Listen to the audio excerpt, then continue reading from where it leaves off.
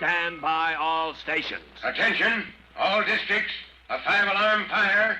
5 bells. Move in immediately. That's it. Let's roll. Let's go. Firefighters!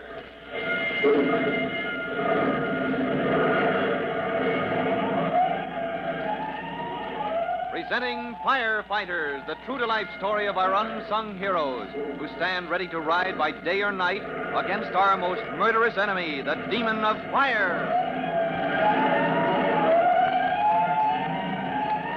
In just a minute, we'll take a trip into the country where Tim Collins and his brother Jimmy are visiting their cousin Ellery Collins, chief of the Volunteer Fire Brigade of Upper Falls. Cousin Ellery hopes that Tim can find a way to combat the costly fires that are destroying property throughout the district. But before we join them, here's a message.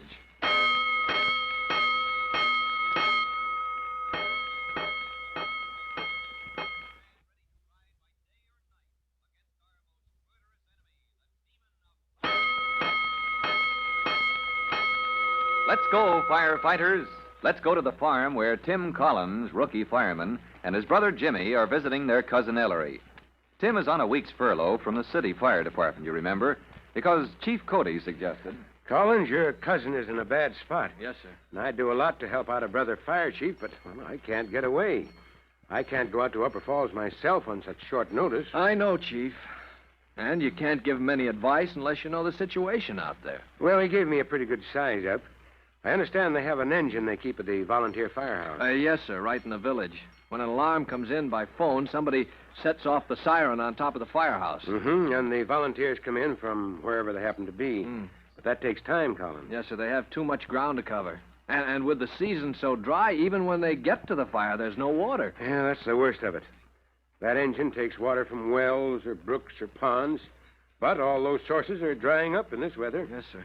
And your cousin wants to know what can be done about it. Well, there must be something.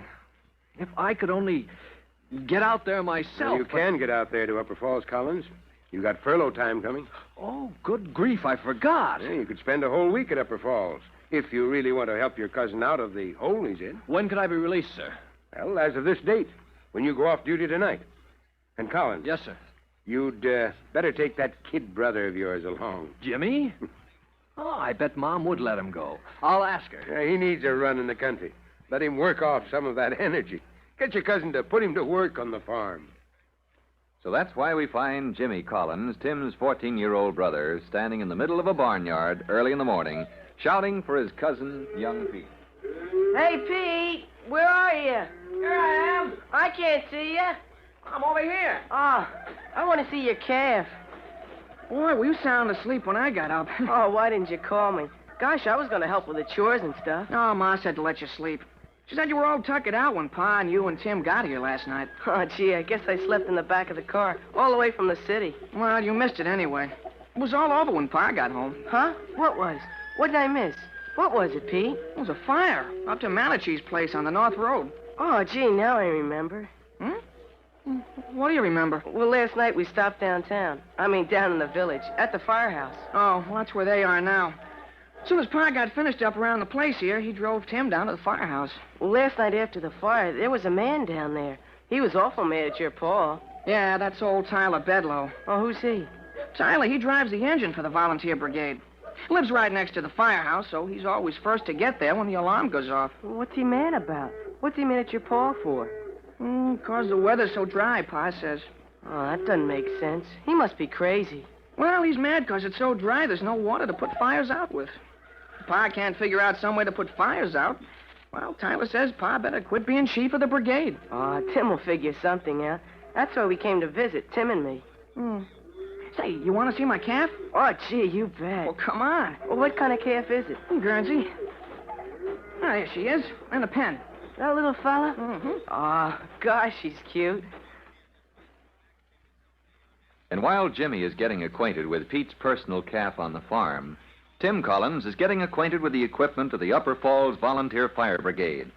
Item by item, Tim goes over the equipment, hoping to churn up some new idea that will help his cousin Ellery combat the fires that ravage the countryside in this dry season. And meanwhile, back at the farm, Jimmy is asking Pete. Hey, what's that little white building? Oh, where, Jimmy? Over there on the big hill, beyond the village. Oh, over in Hangover Hill? You came past there last night. Is that the school, Pete? There's a flagpole out front. Yeah, school's closed this week, same as yours. Well, that's the school you go to. Way over there? Well, it's not so far this time of year. You take it when there's snow on the road, and it's twice as far. How far? Oh, you mean how far from where we're standing right now? Oh, yeah. Oh, I don't know. But I can tell you how far from my bedroom to the teacher's desk. It's exactly 2 miles, 1/4, 7 yards, 2 feet, and half a step. You sure? I ought to know. I walked it often enough. I gotta walk it again today, too. What for? Now it's my turn to feed the goldfish. Goldfish? Goldfish and snails. See, every day while school's closed, one of us kids has a turn to go feed them. Walk all that way just to feed some fish? Why didn't the teacher take them home or something? Huh? Who wants 50 goldfish flapping around the house? 50? Gee, that's a lot of fish. Well, you'll see, Jimmy. We got a great big tank right by the window. Of course, in winter, they stay in the library down in the village where it's warm all the time so they won't freeze. Yeah, but long about as soon as she begins to warm up. I thought you said the school was closed. Well, sure it is. What would I be doing home this time of day? But there's somebody over there, Pete. There must be. There's smoke coming out of the chimney.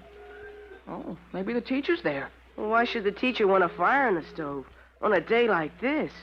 Gosh, it's so hot today, nobody... Hey, that's no fire in the stove. Hey, no. That smoke isn't coming out of the chimney. It's just kind of leaking through the roof. Pete, the school's on fire. Come on, we gotta give the alarm. Where are we going? Where's the alarm box? Box? What box? To pull the alarm. Oh, there isn't an alarm box in the whole of Upper Falls. We got a telephone. Come on, Jimmy, back to the house. Hey, Ma! Schoolhouse is afire. I'm gonna call the operator. I got the phone, Pete. Hey, the line's dead. The phone doesn't work. Oh, you gotta turn the crank, Jimmy. 3 long rings. Oh, here, you take it. All I know is how to dial. 3 long rings. That's the fire alarm.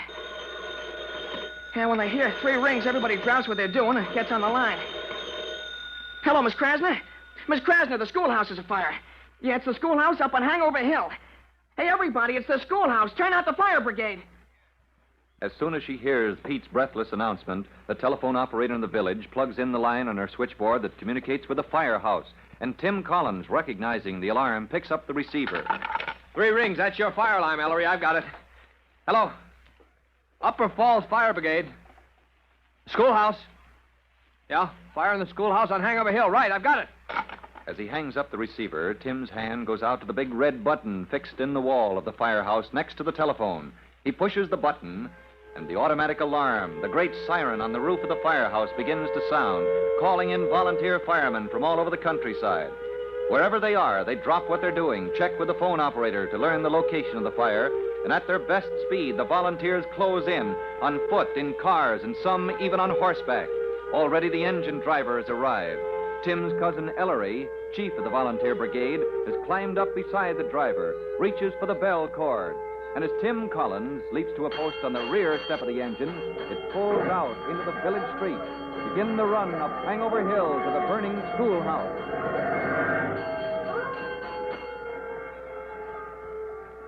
Meanwhile, let's return to Chief Cody's office in the city, where he is making an important phone call. Hello? Hello? Oh, confound this line. Oh, hello, Jimmy. Where's your brother Tim? Huh? Gone to a fire? Trouble again at Upper Falls so soon? Well, where's... The schoolhouse, huh? Goldfish? Jimmy, get closer to the telephone. I thought you... Oh, there are goldfish. In the schoolhouse. Yes, all right, son. Go rescue the goldfish. But listen, Jimmy, when it's all over, tell your brother to call me. I've got the equipment they need at Upper Falls. Now, hold on. I want him to get that message. I'll say it again. I have the equipment they need at Upper Falls. Yes. All right, Jimmy. Now go rescue those goldfish. Glover. Oh, find me a man to drive that new piece of equipment. Yes, I want it ready to roll to Upper Falls as soon as I've checked with Collins and the chief of the volunteer brigade. So Chief Cody has found a possible answer to the problem of the Upper Falls Volunteer Fire Brigade. But the mysterious new piece of equipment he means to send to Upper Falls cannot arrive in time for the present emergency. And Tim Collins is about to learn at first hand the hardships of fighting fire in the country. For the story of the blaze that threatens to destroy the country schoolhouse, listen to our next true-to-life episode of The Firefighters. Now, in just a moment, Chief Bob Cody will tell all you boys and girls how you can help the firefighters in your own hometown. But first, here's a message you ought to hear.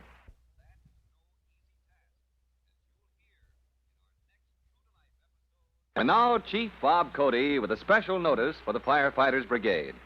Chief Cody. Hello, boys and girls. This is your friend, Chief Cody, asking your help. You know that the way firemen keep little fires from growing into big ones is to get there fast, before the fire can spread.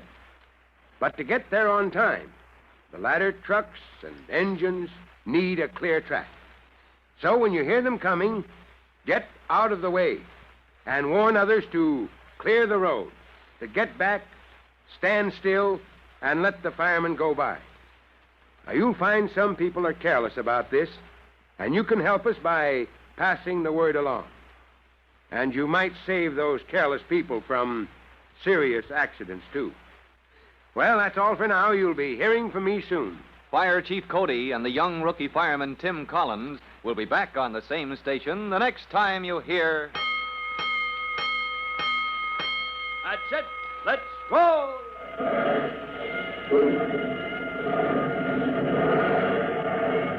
Let's go, Firefighters! Firefighters is a copyrighted feature of William F. Holland Productions.